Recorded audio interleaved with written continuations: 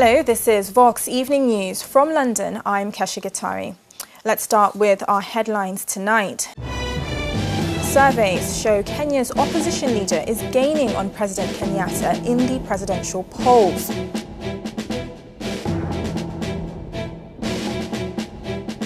Security officers in Johannesburg evict illegal squatters.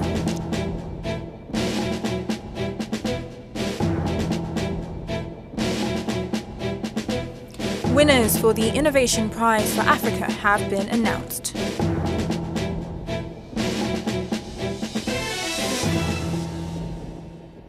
Two surveys show that the NASA presidential candidate Raila Odinga has dramatically closed the gap on President Uhuru Kenyatta in the last 1 month. The Kenyan opposition leader campaigned in Nairobi's Kibera slum on Tuesday, ahead of the August 8th poll. The survey shows that the president would lead a presidential race by 49% against Mr. Odinga's 44% if the election were held today, with a 5% gap. While campaigning, Mr. Odinga rallied his supporters to turn out in large numbers to vote and protect their votes after alleging rival Jubilee Party members were planning to rig the election. The corruption environment the Jubilee government has brought in this country is chasing away investors. Many companies have shut down and left the country. Social media ndio inaleta mabadiliko duniani kote. Social media has brought about transformation the world over. You cannot say that you can switch off the internet. If you cannot switch off the internet because of hate speech or other reasons, we must develop a culture of tolerance. We urge Kenyans to love one another completely. If there was a time of finishing tribalism, it is now. A nationwide study on news consumption in Kenya has found that about 90% of the population have seen or heard false news about the upcoming general election. The research by strategic communication consultancy Portland, in collaboration with Geopol, a mobile surveying platform, sampled 2,000 Kenyans via SMS in May. It also found that 87% of respondents regarded the news as being deliberately misleading. The study showed that traditional media was the most trusted form, with radio ranked as the most consistently accessed source of news. Facebook and WhatsApp are listed as the most popular social media platforms. Lecturers at Kenya's public universities have called off a strike over the implementation of a pay rise argument after the government offered to pay more cash immediately. In February, members of the University Academic Staff Union ended a 54-day strike over pay and signed an agreement with the government in March for a 17.5% pay increase and a 3.9% increase in housing allowances. They started another strike this month in complaint at the pace of the implementation of the deal. On Tuesday, the union said the government had undertaken to release $50.6 million this month to pay its members, leading to the decision to end the strike. Kenyan health authorities have ordered the closure of 2 hotels in the capital following a cholera outbreak. 4 people have died as a result of the infectious disease since May, this according to the health minister. At least 79 people with confirmed cases of cholera were being treated in hospital, and authorities were setting up 10 more treatment centres in the capital in order to cope with the outbreak. The government has ordered the immediate testing of nearly 500,000 people in the food handling business within the next 21 days. And still in Kenya, 3 men who stripped and attacked a woman in a bus have been sentenced to death by a magistrate in the capital, Nairobi. The sentence was imposed after the 3 were convicted of robbery with violence following their actions of stripping and sexually assaulting a woman they believed was dressed too provocatively.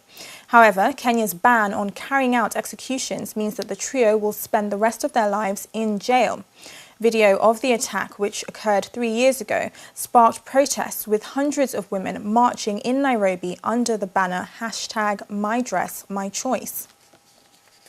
Zimbabwe's cabinet has resolved to impose a minimum prison sentence of 60 years for the rape of a child below the age of 12 years old or a person with disabilities. According to the Minister of Information, Chris Mushoe, other cases of rape or sodomy will carry a minimum sentence of 40 years, adding that tougher sentences are needed to protect society against the perpetrators of these inhumane crimes. The Cabinet's decision is subject to parliamentary approval on the legislation for the new sentences. Now, a number of illegal squatters have been evicted from the fattest mansions on Harrison Street near Bank City in Johannesburg.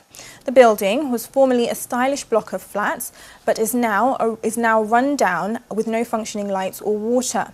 One woman has alleged that she was assaulted by eviction enforcement officers who took her ID and her money. The eviction is said to have been authorized by Johannesburg City Council. According to my knowledge, the building is under sectional title.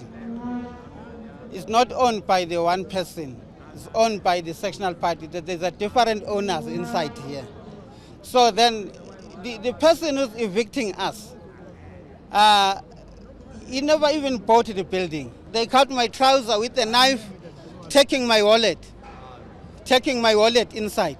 With the bank cards, everything, license, everything. I'm very angry. I'm feeling like we don't have law in South Africa. How can the law doesn't protect its own citizen? Because now we are vulnerable.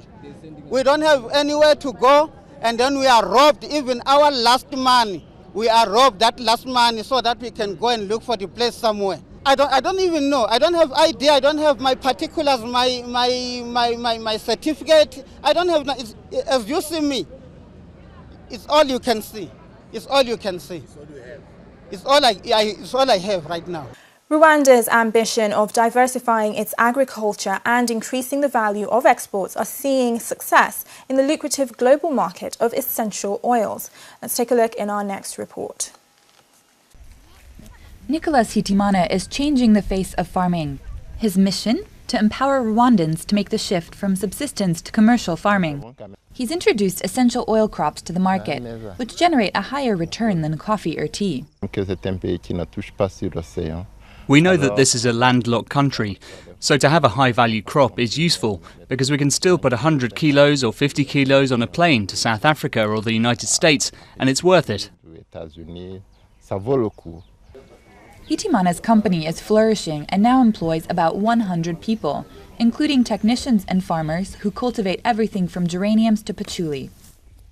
The raw material is placed in this giant still where it's transformed into oil, each kilo worth over $200.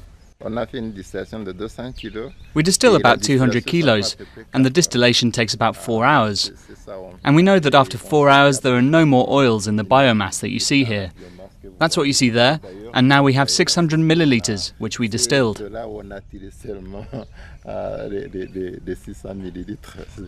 The company's annual production is around 1 ton of essential oils, which are sold abroad, primarily for high-end cosmetics. In Kigali, at the Rwanda Standards Board, all of the products are tested for quality before export. We cannot compete in quantity, but we can compete in quality. So even for us, we think that with the good quality, you can even get good money, like for those who are producing in a big quantity, but not meeting the standard. With agriculture employing about 4/5 of the country's population, high-value crops like those used in Hitimana's essential oils provide a lucrative option for the small nation's growing economy. Nigeria is reviving its search for oil in the northeast with the help of China. The region has long been unsettled by conflict, but gains made against Boko Haram have allowed the government to explore inland basins from central Benue state to northeast Borno state, which is Boko Haram's heartland. Renewed attacks on oil and gas infrastructure in the southern Niger Delta last year crippled production. A new discovery elsewhere would diversify supply, potentially transforming the northeast and the wider north's economies for the better. Ghana's president has announced that the West African nation will not extend its 3-year aid program with the International Monetary Fund beyond April 2018. Speaking on Tuesday, President Nana Akufo-Addo's announcement is a surprise turnaround from last month, when government officials said Ghana was considering a request by the Washington lender to extend the program to December 2018. Analysts say an extension would have reassured markets of the government's commitment to fiscal discipline.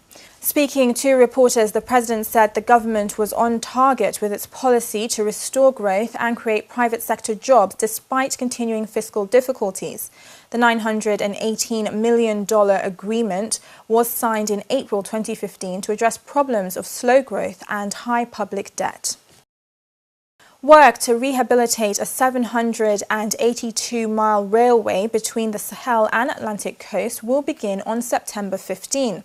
The governments of Burkina Faso and Ivory Coast announced on Tuesday that an agreement had been signed with the track's operating company, Citarail, at a meeting in the Burkina Bay capital. Under a deal, $462 million will be committed to modernizing the route. Well, we're heading into a short commercial break, but still to come on this evening's program. Egyptian forces kill a prominent Islamic State militant.